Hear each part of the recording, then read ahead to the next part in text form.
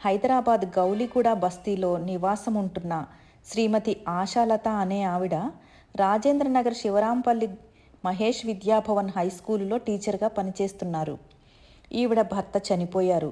2 పిల్లలు. ఆమెకు ఎన్నో సంవత్సరాల నుండి గర్భసంచి వ్యాధి వలన పెద్ద ఆపరేషన్ చేసి గర్భసంచి తీసివేయాలని డాక్టర్లు చెబుతున్నారు. ఆమె బావగారు డాక్టర్ అయినా 80,000 రూపాయల వరకు ఖర్చు అవుతుందని చెబుతున్నారు. అంత స్తోమత లేక ఆవిడ ఆపరేషన్ చేయించుకోలేదు. ఆమెకు శ్రీ నాంపల్లి బాబాగారి గురించి తెలిసి బాబాగారి సన్నిధికి వచ్చి సిగరెట్ సమర్పించుకొని బాబాగారికి బాధను విన్నవించుకొని వెళ్ళింది.